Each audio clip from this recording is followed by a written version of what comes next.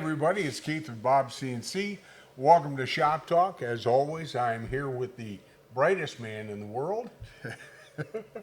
That's why I look so dim. Yeah. Hello, Bob. Hi, I'm here with my best friend Keith, and I don't know what he's talking about. No, what would be how to build your old CNC. That's Yeah. what we've been talking about.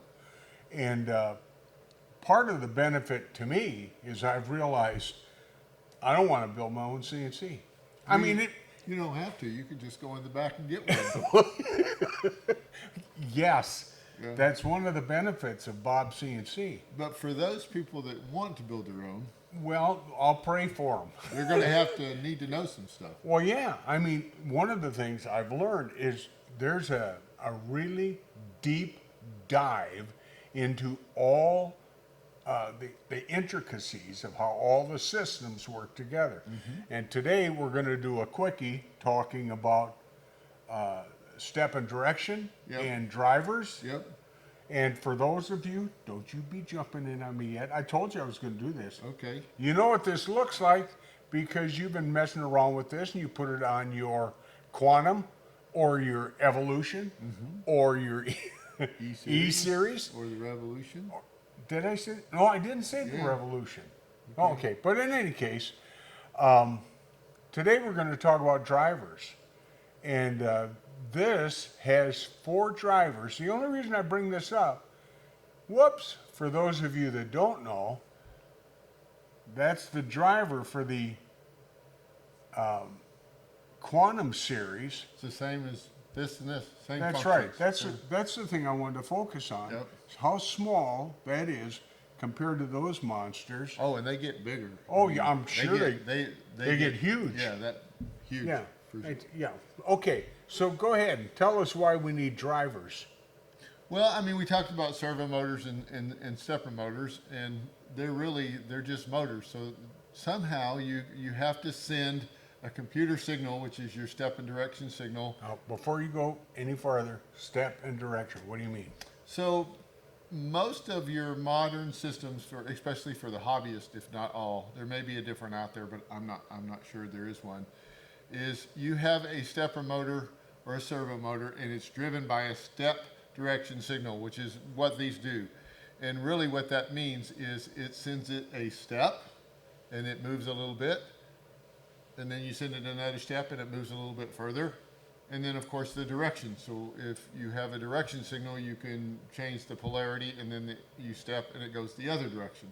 So really, the stepper motor or the servo motor, all it really does is it moves a distance, a step, in a direction. So you have 2 signals on these things. You'll have a step and direction. Now on a servo drive, which this one happens to be, you also have a step back or a signal back that says, hey, I'm not where I'm supposed to be, shut the system down, where these don't have that. You'll also have an enable so that you can disable or enable them. So if you have it enabled, it will step and do the direction signal, and if not, it will not. It will stay in the same spot. So what's really cool, though, this one's the DRV8825. For those that want to know, you can look those up and buy them on Amazon. But it actually has all the same functions that a larger one has. Just if I could tell you a story, when I first, before I understood stepper motors at all, I knew that if I hooked a battery to an electric motor, it'd spin. And so I had this motor, and I hooked some a battery to it, and it went kerplunk. And it was like, it must not be any good. So I took the battery off and put it on again, and it went a little bit further. And it's like, what in the world's going on there? Well, back in the old days, we actually built our drivers that you would really send it just signals, and you didn't microstep or send any kind of set current or copper drive it or chopper drive. It was just you were just really manhandling that the stepper motor, and they ran hot and they weren't really efficient. But these drives now, they take care of a lot of that stuff for you. So inside the drive, as a matter of fact, you will see on most stepper drivers, this one's done a little bit different by jumper settings, but you will see a table that you'll have, and it will say how you microstep. And microstep really means that a stepper motor steps between poles, right? It goes from here to here. Well, if you microstep, you basically send electronic circuit that keeps it buzzing somewhere in between, right? So if you do a half microstep, now it goes to half in between the pole, right? So you can get, instead of 200 steps per revolution, which is a typical stepper motor, now you can get 400, or you can quarter step and get 800, and you know the math goes on. But the nice thing is it will tell you how to set the dip switches on the driver. They actually dual inline Yeah, okay. purpose Yeah. Okay. switches. I'm sorry. I don't know why that strikes me. I know dip switches. There's some other words that sound close to that. Yeah. But you can set those switches based on a table, and it will let you know how to set your current, because your servo motor is going to require certain amps. It'll set that, and it will also set your microstepping for each of those drives. For this drives, again, that will be set by the jumper settings. You can see on this that there will be some jumpers pins below that will set that. And then there's this little thing that looks like a screwdriver. It's not, it's a potentiometer, but that will set your current, right? And that will make sure that your amps is set based on a voltage.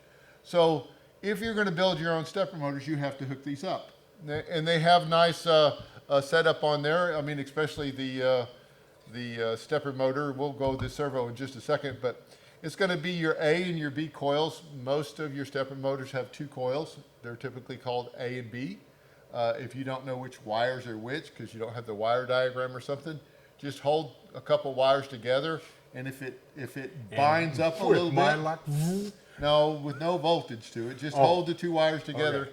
If the stepper motor is harder to turn, you found a coil, because you're energizing that coil, so Right. it will be harder to turn. So you'll hook 2 of those wires up to A, and then the other 2 you would connect to B. And if your system is running and it's running opposite, just flip either the A wires or the B wires, and it will flip direction.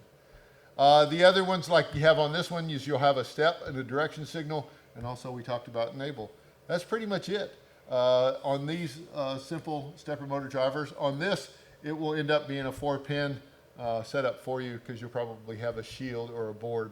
The servo driver is a little bit more complicated, not that much. You know, you hook up 3 wires now for the 3-phase motor, your step and direction signals, and then it will have an encoder spot, and that's what gives it its feedback, so that if it's out of position, it shuts the system down by sending a alarm wire back to a controller. So the biggest thing that you're going to want to do when you're sourcing these is, if you've designed a system and now you know what size stepper motors that you want to use, and again, when I say size, I really mean how much current or how much holding torque that you're going to need. Then you'll find a stepper motor, and it will have so many amps per phase. You really need to match amps per phase with your driver. So if you have a 5 amp, then you'll want a 5 amp driver. If you have a 2 amp, you'll want a 2 amp driver. These will actually run about 2.25 amps, I think, with the heat sink. We run them at 1.5 amps, and they don't require a heat sink that way. So with that, you ought to be able to connect your stepper motors or your servo motors to your driver, right, with the step direction signal. And those signals now, that step and direction signal, is actually coming from your controller, whether it's an Uno or your Linux CNC or Mach 3 or Mach 4 Acorn system, whatever you have there. So that's really it in a nutshell. You are going to send each axis a step and a direction signal at a certain resolution and at a certain current. All Now, right. do you want to talk about the how to set that up with your drive? Because you have to be able to do the math. Or maybe I should just say, if you have a system, you have to know how far your system's going to move per turn of your stepper motor, and then you can do the math to tell your controller, okay, if I have 800 ticks, it's going to move 0.2 inches, right? And then it will work out. A lot of people do that, and I don't recommend this. A lot of people just do it by, I moved it, I said it moved 1 inch, I measured it, it only moved 1/2 inch, so I'll change the number, and they just hone in on it. I'd really prefer that you, there should be some calculators out there online. Just put all that information in and get it exact. Because if you even have a rounding error, you know, you can be off 0.02 of an inch every inch, and then pretty soon that'll add up for you. So that's how you hook up a stepper or a servo motor, because it's going to be the same thing, step direction signal. It's just going to take care of that stuff for you inside the little computer box there. If you guys have any questions, you can get a hold of us, of course, at the help desk at bobcnc.com. And Robert does, with all his heart, love talking about this stuff. I really do. So if you have questions about it, yeah, give me a call or email us at the help desk, and I'd be glad to kind of walk you through any questions that you have. And again, there's lots of information out there on the internet about it. So So till next time, guys, we'll see you.